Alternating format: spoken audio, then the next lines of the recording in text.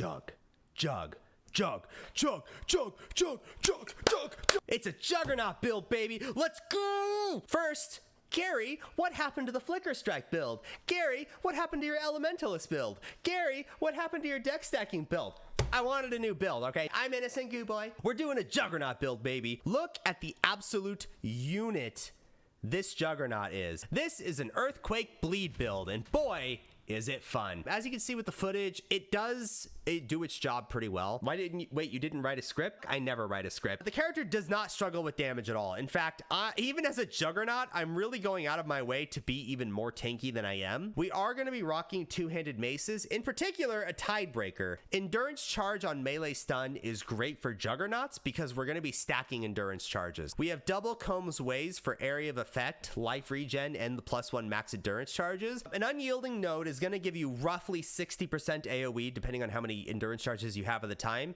Each Combs Way ring gives you an additional 20%. Our slams get a lot of juice for very, very little investment. We are giving up ring slots, but we get enough benefit from it, and we're a Juggernaut with the Unrelenting node. You don't really need much in the way of resistances or chaos resistances just because you get so much innately from the Juggernaut tree. Juggernaut has a great weakness, and that is innate damage on the Ascendancy. You're very tanky, but if you don't have damage, it feels really, really clumsy. That's why we're going Tidebreaker, because it makes up a lot of that damage that you were missing otherwise. There's no other 6-link Tidebreakers on the market when I checked, so having one of my own that I 6-link myself feels pretty good. Okay, as of right now and 30 seconds ago, I am now the proud owner of a beautiful 2008 Chevy Plymouth.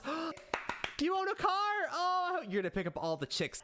Hell yeah. Now, even though I just said we need a bunch of damage, we are getting a bunch of maximum resistances. We have 85 fire res, 83 cold res, and 83 lightning res, with a bunch of chaos resistance from the Ascendancy. So I feel pretty good about my tankiness. We have almost 50,000 armor because of that juicy unbreakable node with a brass dome. Having a base 50,000 armor feels really, really good. Life regen feels great. We have a ton of life regen on the tree per endurance charge, thanks to this little juicy node here. 0.2%.